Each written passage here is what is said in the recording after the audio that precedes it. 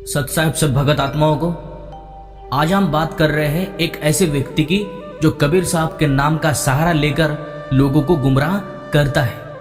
उसका नाम है नितिन दास, जो वास्तव में कालदूत है, ना कि कोई सदगुरु। इसने अपने मन से एक नई साधना गढ़ी है, जिससे ना तो कबीर साहब ने कहा है, जिसे ना कबीर साहब ने कहा है, ना ही किसी सच्चे संत ने। वो कहता है, बाहर मत खोजो, परमात्मा अंदर है। 52 अक्षर का कोई मंत्र नहीं है, नाम जपना व्यर्थ है। लेकिन ये सारी बातें न सिर्फ कबीर साहब की वाणी के खिलाफ है, बल्कि गीता, वेद और संतों की वाणी के भी विपरीत है। कबीर वाणी से नितिन दास का खंडन। 52 अक्षर का प्रमाण कबीर सागर से।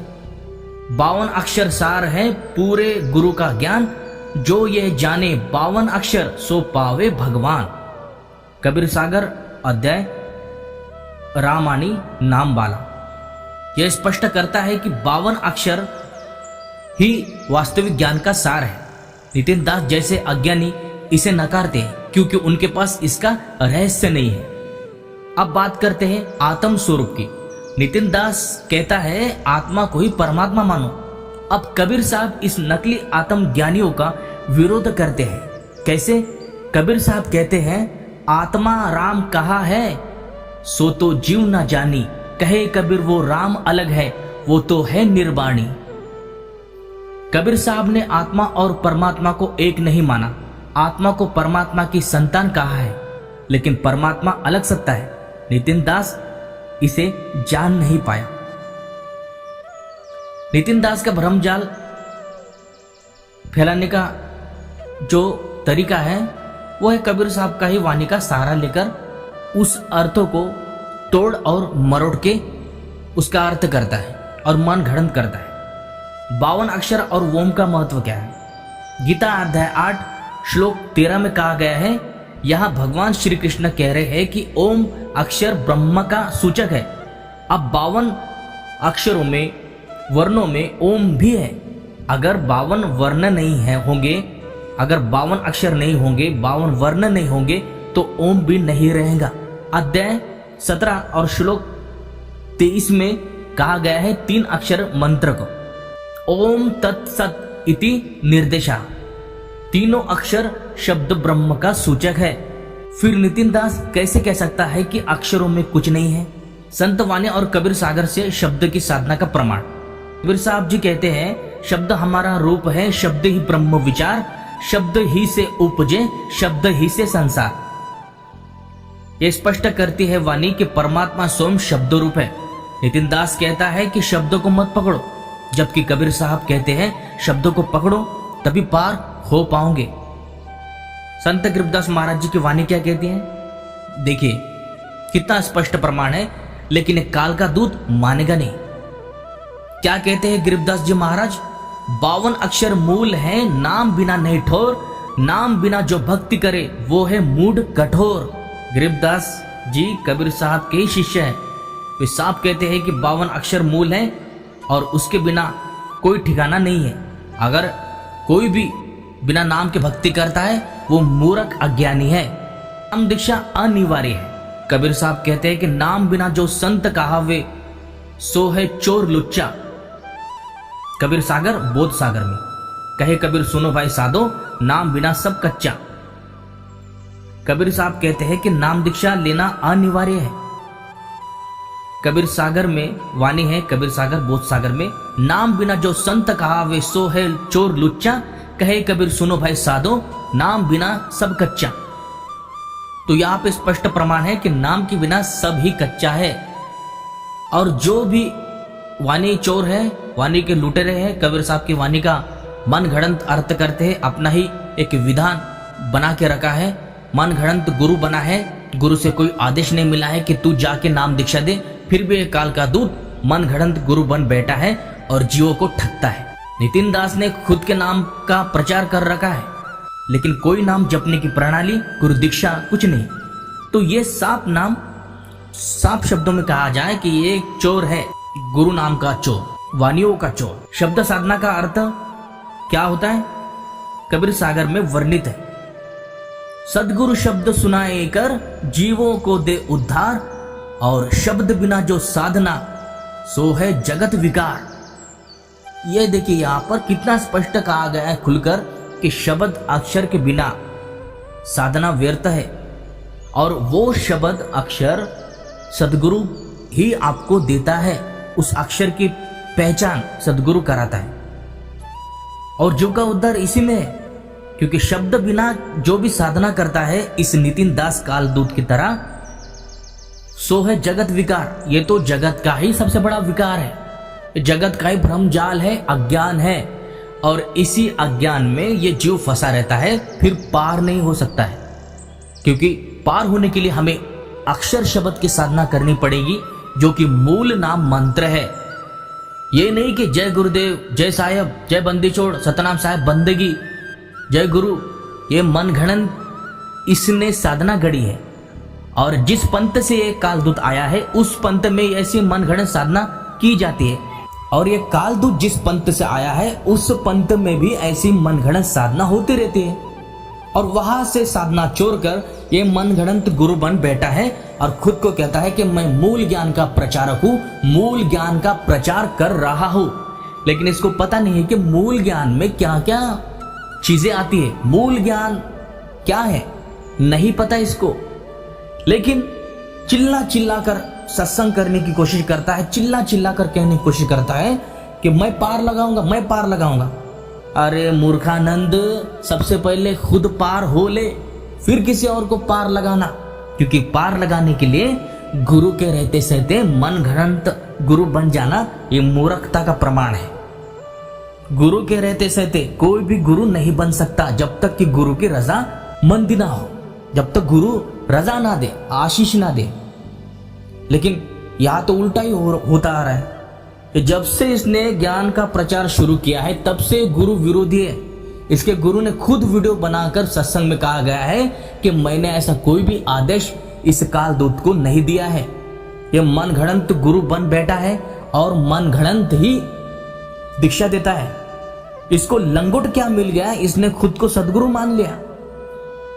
और हो जाती है क्योंकि सदगुरु, देखो इसके जो गुरु है वैरागपति साहब, ये कोई सच्चा सदगुरु नहीं है, ठीक है। और उन्होंने इसको लंगोट दे भी दी होंगी तो भी कोई फर्क नहीं पड़ता है, क्योंकि इनके पास सच्चा नाम नहीं है, सत्य शब्द नहीं है।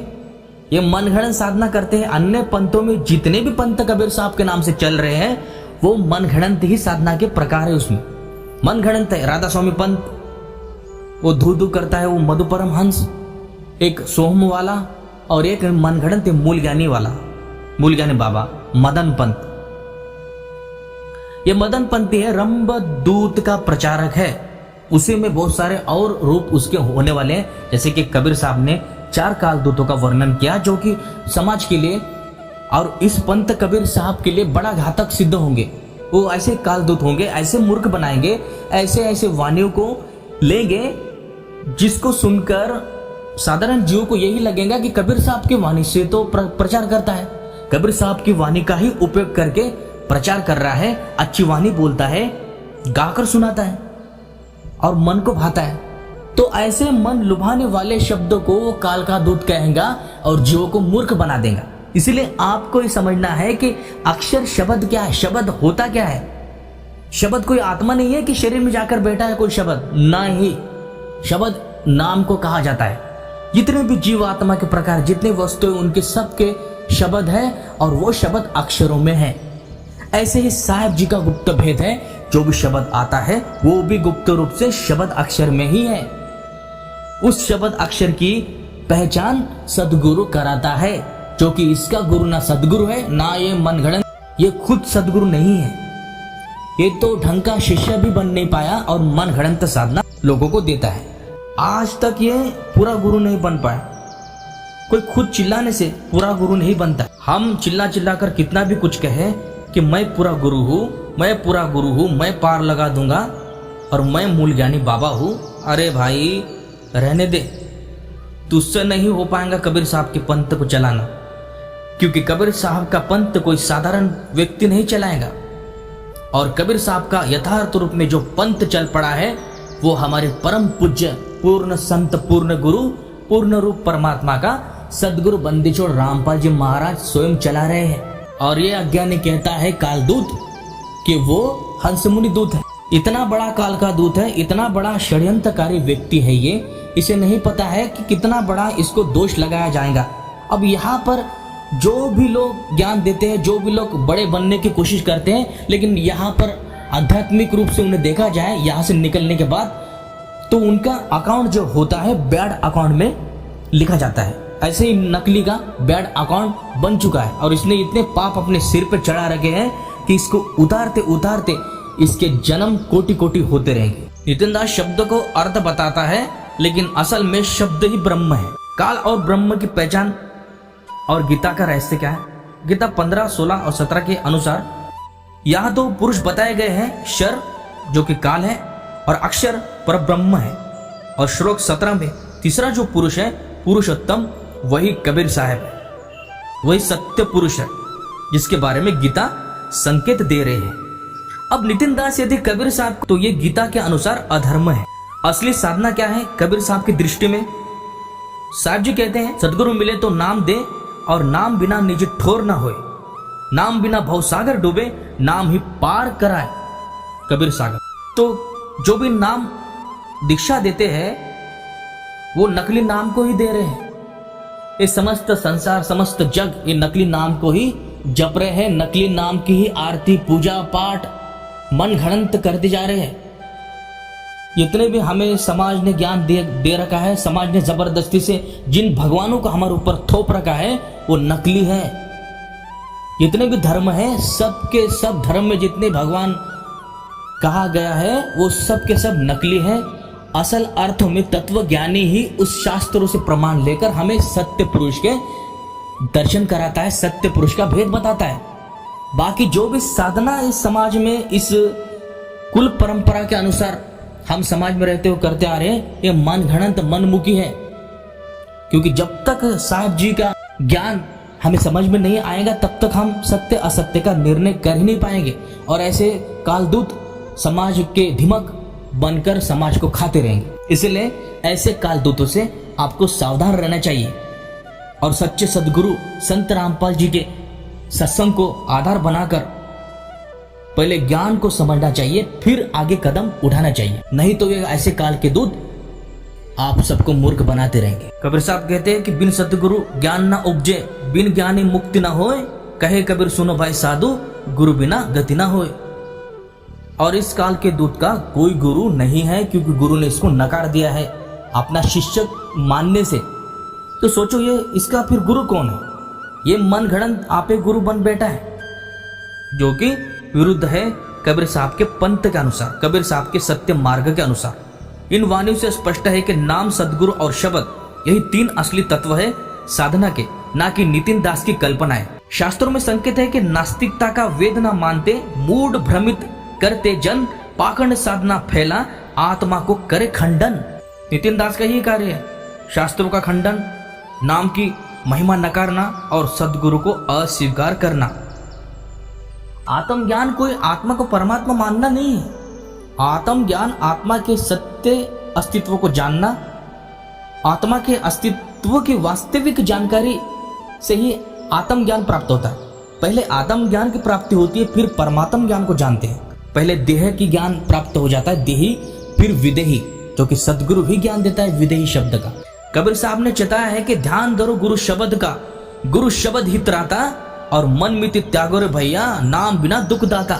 ध्यान धरो गुरु शब्द का, और जो गुरु शब्द देता है उसका ध्यान धरना चाहिए, ना कि शरीर में बैठे उस आत्मा का।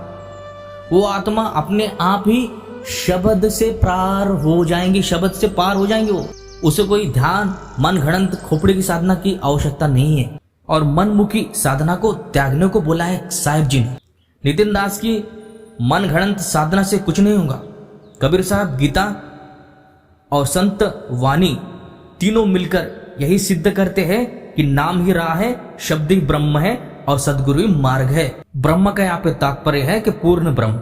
यहाँ पे कोई अधूरा ब्रह्म भी है, पर ब्रह्म भी है और पूर्ण ब्रह्म भी है, लेकिन शाब्दिक तौर पर परमात्मा को ब्रह्म ही कहा जाता है और इसे तत्व ज्ञान के अनुसार पूर्ण ब्रह्म कहा जाता है, सत्य पुरुष परमात्मा को। काल दूतों से बचना है तो नाम की शरण आओ, कबीर साहब के दिए 7 नाम का भेद समझो, सदगुरु पूर्ण संत के चरणों में सिर झुकाओ, तभी भवसागर पार हो पाएंगे, तभी इस भवसागर से पार हो पाओगे।